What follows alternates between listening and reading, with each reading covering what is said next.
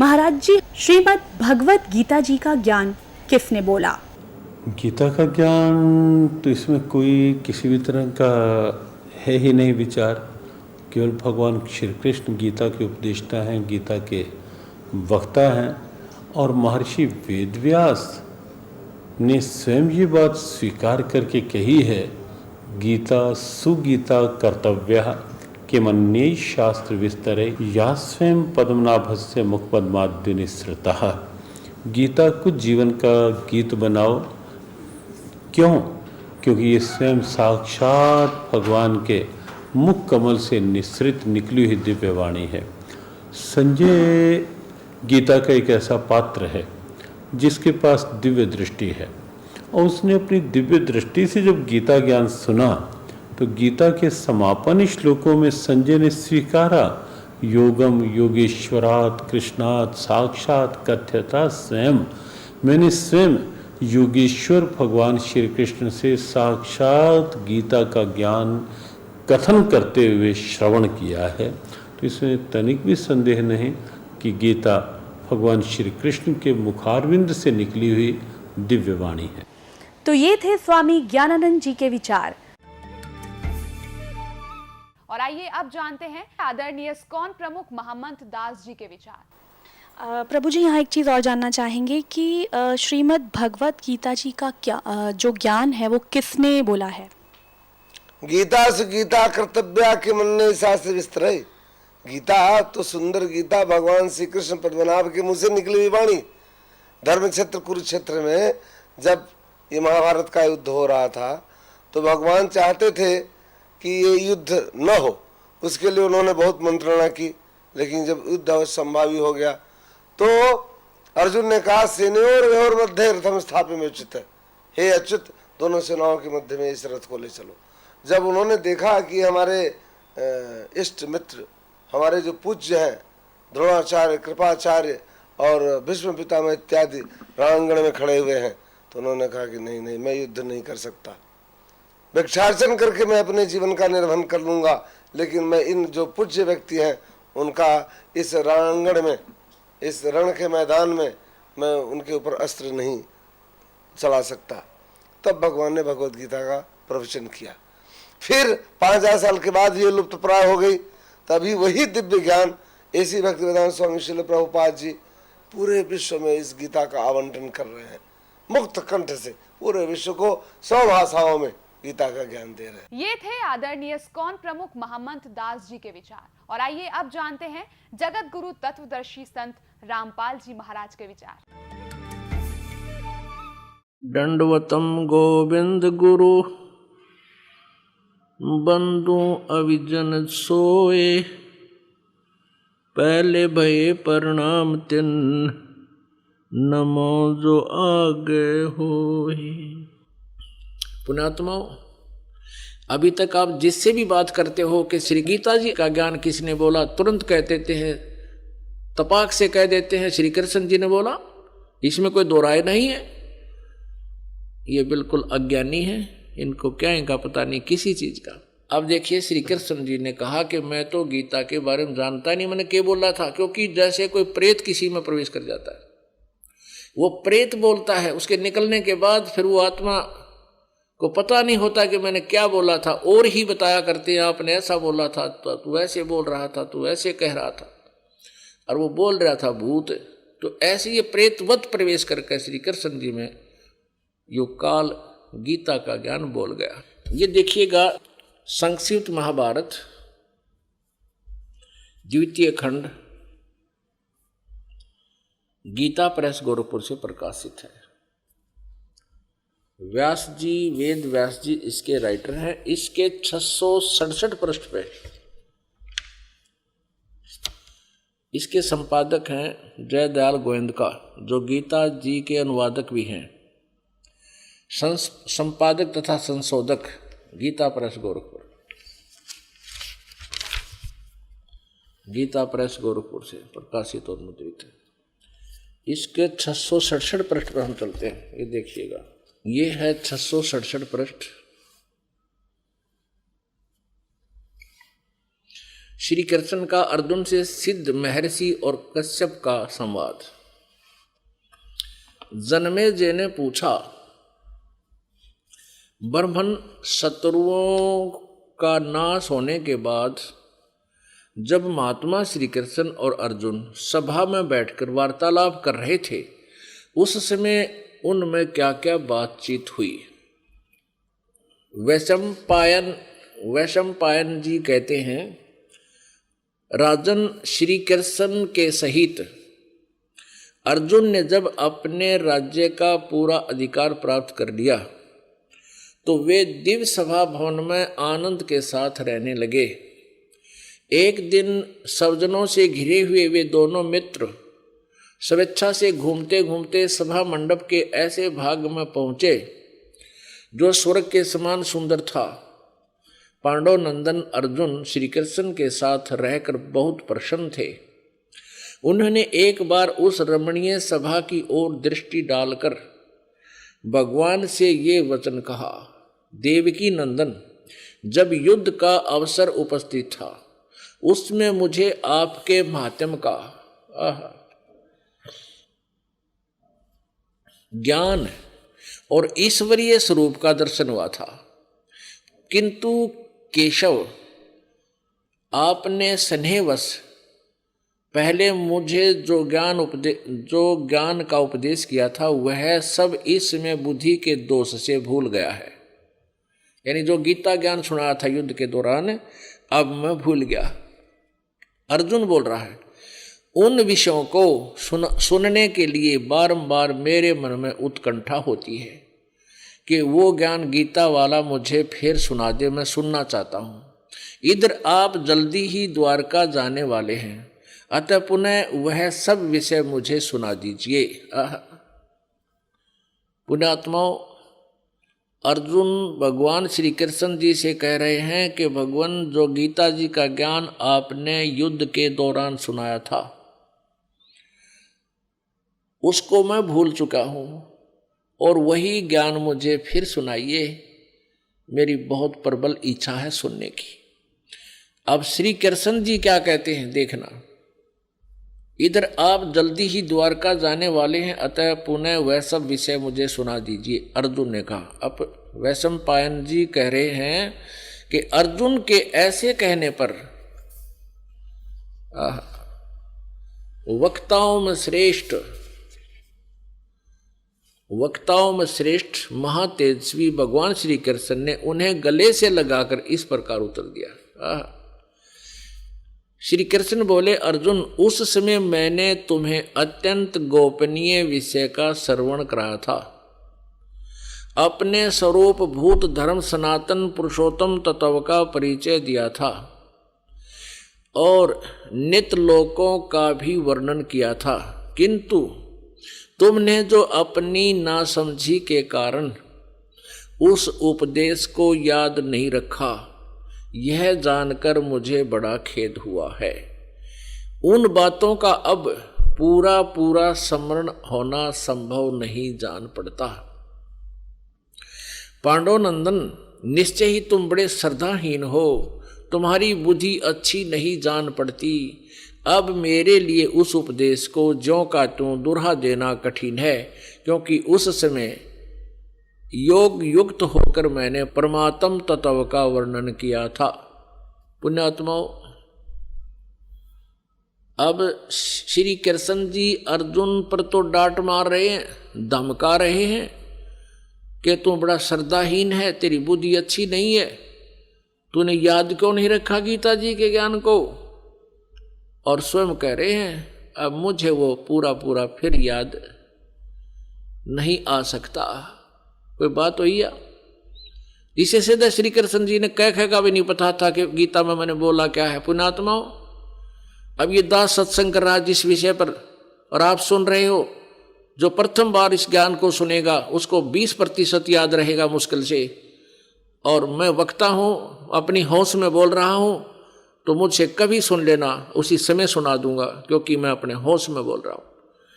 और आप मुझसे पूछो कि वो सुनाना वो विषय जो उस दिन सुनाया था, और मैं कहूँ तुमने याद क्यों नहीं रखा, मुझे याद नहीं। इससे सिद्ध है कि मैंने बोला ही नहीं, यानी किसी और कोई भूत बोल गया मेरे अंदर आकर के, तब मैं ऐसी बातें कह सकता हूं। तो ऐसे ही श्री कृष्ण जी में काल बोल रहा था। ये काल कौन है? ये 21 ब्रह्मांड का स्वामी है, ब्रह्मा विष्णु महेश का पिता है, दुर्गा इसकी पत्नी है, ब्रह्मा विष्णु महेश की माता दुर्गा है। ये काल जो है, इसने गीता जी अध्याय नंबर 4 के श्लोक नंबर 5 और 9 में ये स्पष्ट किया है कि अर्जुन, तेरे और मेरे बहुत जन्म हो चुके, तू नहीं जानता, मैं जानता हूं। मेरे जन्म और कर्म अलौकिक हैं, दिव्य हैं। अब कैसे कर्म दिव्य हैं? अब जैसे श्री कृष्ण में प्रवेश करके भूत की तरह, प्रेत की तरह अपना उल्लू सीधा कर गया, नाश करवा दिया।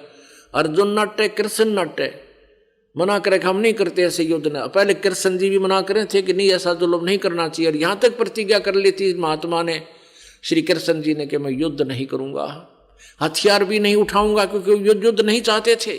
वो बड़े शांत प्रिय महापुरुष थे, सतोगुण भगवान है।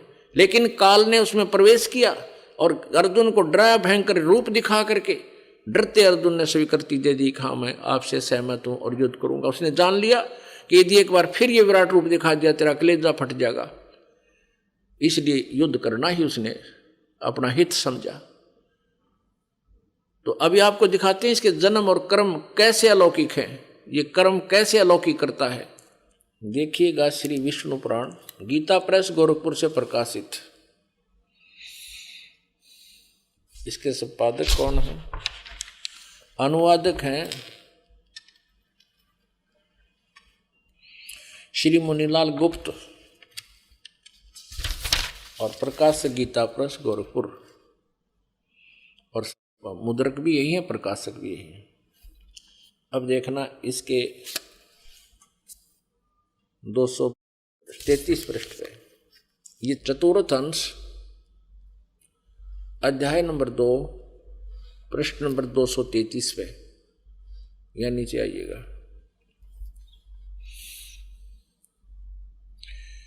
ये श्लोक नंबर 22 से लेकर 26 तक हम पढ़ेंगे।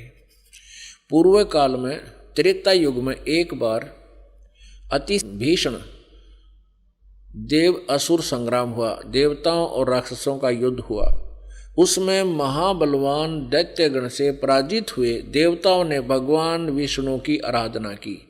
अब इन देवताओं ने आराधना तक की विष्णु की, और आ गया युग काल विष्णु रूप धारण करके। ये कहता ना चतुर्भुज रूप भी बड़ी मुश्किल से अपनी कृपा से किसी किसी को दिखाता हूं। तब आदि अनंत शून्य अशेष जगतपति पालक श्री नारायण ने देवताओं से प्रसन्न होकर कहा, आप लोगों का जो कुछ भी अभिष्ट है वह मैंने जान लिया है। उसके विषय में यह बात सुनिए।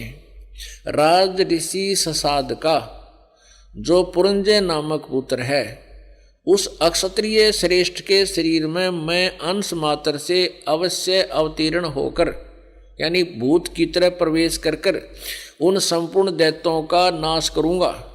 अतः तुम लोग पुरंजय को दैत्यों के युद्ध वध के लिए तैयार करो, यानी वहां पुरंजय को खड़ा कर लो युद्ध में, मैं उसमें प्रवेश करके सब न मार दूंगा। अब जैसे श्री कृष्ण में आकर यू काल प्रवेश कर गया और युद्ध करा दिया। कृष्ण जी तो नटे थे, और जब अर्जुन मना करने लगा तो श्री कृष्ण तो तुरंत कह देते, चल भाई बहुत अच्छा, नहीं लड़ते। तो उसमें यू काल प्रवेश कर गया श्री कृष्ण में, और वो अपना उल्लू सीधा करने के लिए उसको डरा धमका के और युद्ध करवा दिया। तो इस प्रकार ये कहता है कि मैं उनके अंश मात्र से, राजर्षि ससाद का जो पुरंजय नामक पुत्र है, उस अक्षत्रिय श्रेष्ठ के शरीर में अंश मात्र से स्वयं अवतीर्ण होकर उसमें प्रवेश करके उन संपूर्ण दैत्यों का नाश करूंगा। अतः तुम लोग पुरंजय को दैत्यों के वध के लिए तैयार करो। और ये प्रमाण और कमाल का है 242 पृष्ठ पे, यही चतुर्थ अंश और अध्याय नंबर 3 श्री विष्णु पुराण 242 पृष्ठ, नीचे आइएगा। ये तीसरा अध्याय है। पूर्व काल में रसातल में मौने नामक 6 करोड़ गंधर्व रहते थे। उन्होंने समस्त नागकुल के प्रधान रतन और अधिकार छीन लिए थे। गंधर्वों के पराक्रम से अपमानित उन नागेश्वरों द्वारा स्तुति किए जाने पर उसके श्रवण करने से जिनकी विकसित कमल सदृश आंखें खुल गई हैं, निंद्रा के अंत में जो जागे हुए उन जलसाई भगवान सर्वेश्वर को प्रणाम करके उनसे नागगण ने कहा, यानी विष्णु रूप में आ गया यु काल, भगवान इन गंधर्वों से उत्पन्न हुआ हमारा भय किस प्रकार शांत हो। तब आदि अनंत रहित भगवान पुरुषोत्तम ने, अब ये वक्ता इस काल को कभी पुरुषोत्तम और कभी कुछ भी कहा, कुछ भी कहो, लेकिन ये काल के विषय में जानकारी समझो। अब आदि अंत रहित भगवान पुरुषोत्तम ने कहा, इस काल ने कहा विष्णु रूप में प्रकट होकर, क्योंकि ये विष्णु पुराण चल रहा है। योनासव के पुत्र मानधाता का जो पुरुकुत्स नामक जो पुत्र है, उसमें प्रविष्ट होकर मैं भूत की तरह प्रवेश करूंगा उसमें, और उन संपूर्ण दुष्ट गंधर्वों का नाश कर दूंगा।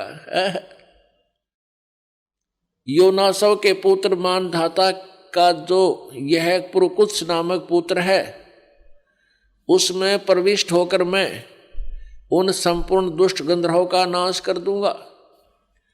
पुणात्माओं, ये गीता ज्ञानदाता कह रहा है कि मेरे जन्म और कर्म दिव्य हैं। अब कर्म दिव्य ऐसे हैं कि ये स्वयं किसी के सामने नहीं आता। अभी आपने गीता जी अध्याय नंबर 7 के श्लोक नंबर 24 और 25 में आंखों पढ़ा और दास से सुना,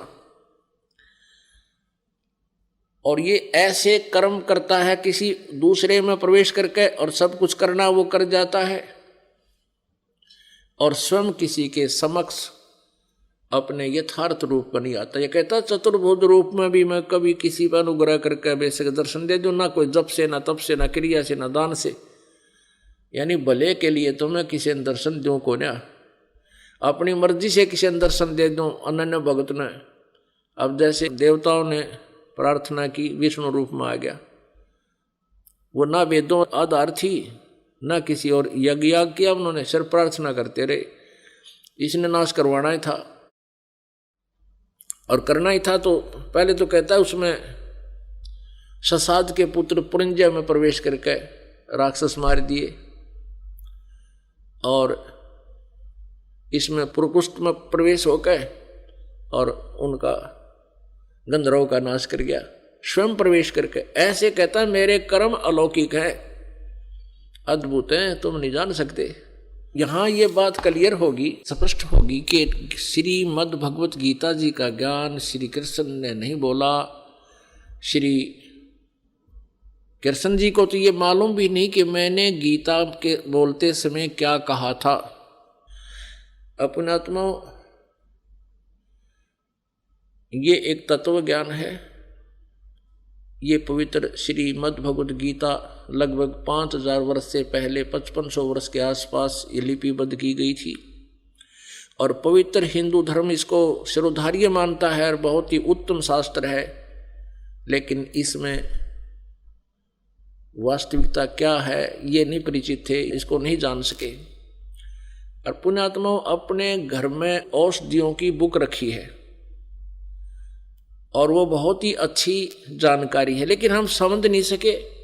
उसकी एक्वेशन उसका अलग से बना लिया गलत, उसको औषधियाँ तैयार करके हम विनाश को प्राप्त हो गए, रोग नाश नहीं हुआ।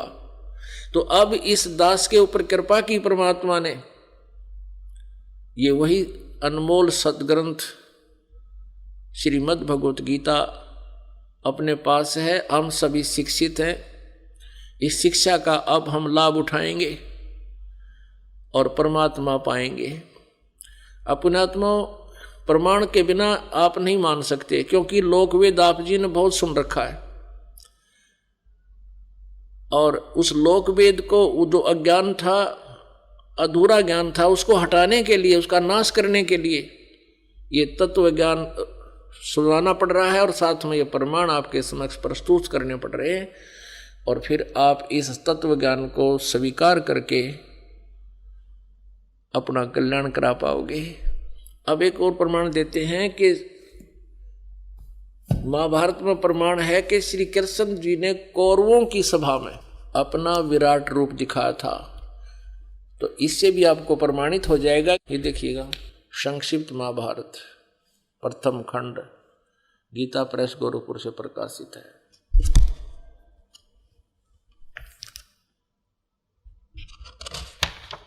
इसके वही संपादक हैं जयदयाल गोविंद का, अनुवादक भी, संशोधक और संपादक, और गीता प्रेस गोरखपुर से प्रकाशित है। ये देखिएगा, गीता प्रेस गोरखपुर से प्रकाशित है और मुद्रित है। इसके पृष्ठ नंबर 544 और 45 पर आपको दिखाते हैं। ये है उद्योग पर्व। उद्योग पर्व है दुर्योधन की कुमंत्रणा, भगवान का विश्व रूप दर्शन और कौरव सभा से प्रस्थान। ये 543 पृष्ठ से हम प्रारंभ करते हैं। यहां से दुर्योधन की कुमंत्रणा, भगवान का विश्व रूप दर्शन यानी विराट रूप दिखाना और कौरवों की सभा से प्रस्थान। ठीक है, हम अपने काम की चीज पढ़ेंगे, ज्यादा अक्षर पढ़ना तो घर पे आपके अवश्य रखे होंगे। ये पढ़ 544 पे। इसके बाद विदुर जी बोले, दुर्योधन तुम मेरी बात सुनो। देखो, श्री कृष्ण को कैद करने का विचार नरकासुर ने भी किया था, किंतु सब दानों के साथ मिलकर भी वह ऐसा नहीं कर सका। फिर तुम इन्हें अपने बलबूते पर पकड़ने का साहस कैसे करते हो? विदुर जी का वक्तव्य समाप्त होने पर भगवान श्री कृष्ण ने कहा, दुर्योधन तुम जो अज्ञानवश ये समझते हो कि मैं अकेला हूं और मुझे दबाकर कैद करना चाहते हो, सो शायद याद रखो समस्त पांडव और वर्षणी तथा अंधकवंशीय यादव भी यही हैं। वे ही नहीं, आदित्य, रुद्र, वसु और समस्त महर्षिगण भी यही मौजूद हैं। ऐसा कहकर शत्रु दमन श्री कृष्ण ने अट्टहास किया। तब तुरंत ही उनके सब अंगों से बिजली सी कांति वाले अंगुष्ठा आकार सब देवता दिखाई देने लगे।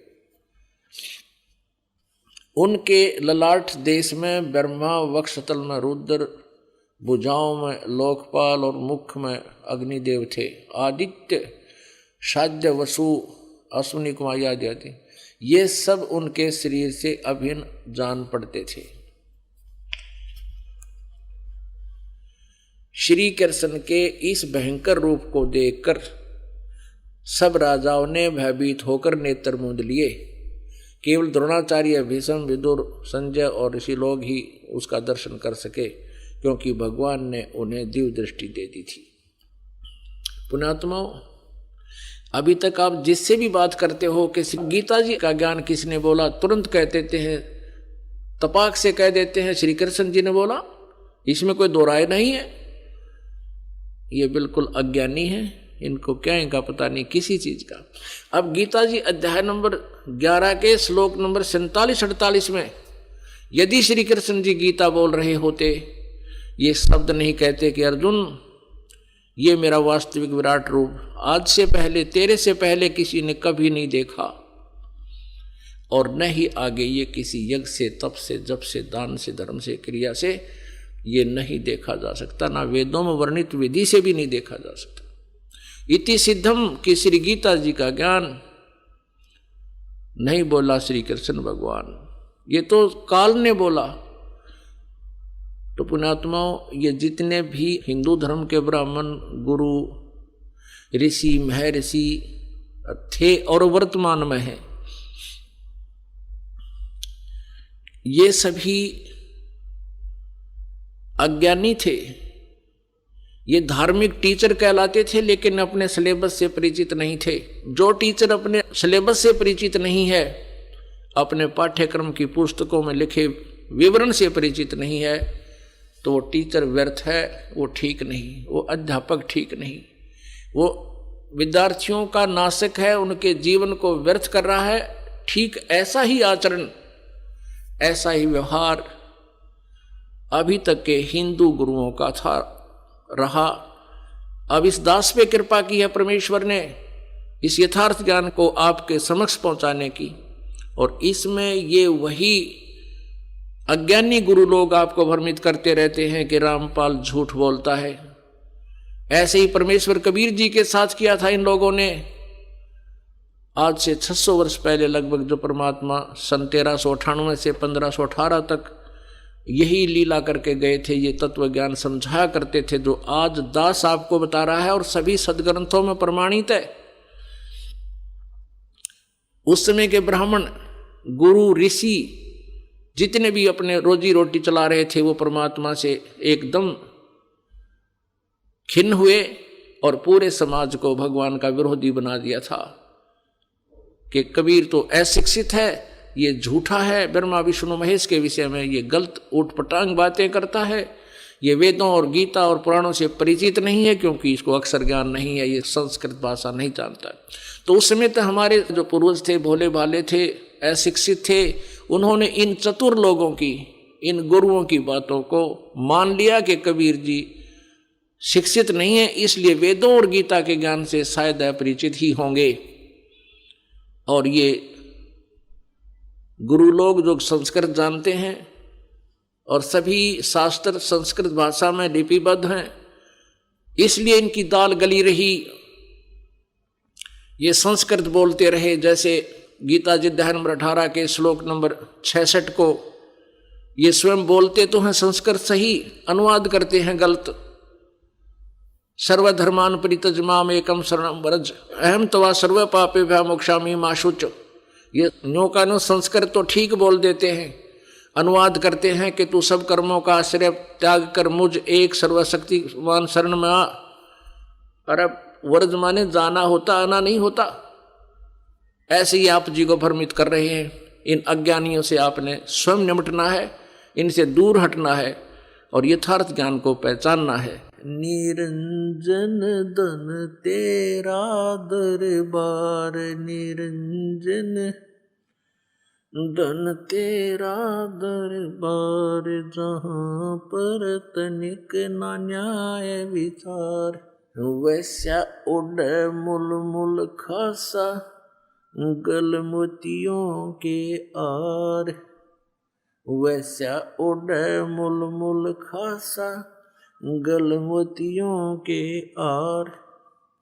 पतिव्रता को मिले न खादी, ये सूखा नरस आहार, निरंजन धन तेरा दरबार, निरंजन धन तेरा दरबार, जहाँ पर तनिक ना न्याय विचार। पाखंडी की पूजा जग में संत को कहें लबाड़, पाखंडी की पूजा जग में संत को कहें लबाड़। अज्ञानी को परम विवेकी, ज्ञानी को मूड गंवार, निरंजन धन तेरा दरबार, निरंजन धन तेरा दरबार, जहाँ पर तनिक न न्याय विचार। कह कबीर सुनो भाई साधो, यहाँ सब उल्टा व्यवहार। कह कबीर सुनो भाई साधो, यहाँ सब उल्टा व्यवहार। सच्चों को तो ये झूठा बतावें, इन झूठों का एतबार, निरंजन धन तेरा दरबार, निरंजन धन तेरा दरबार, जहाँ पर तनिक ना न्याय विचार।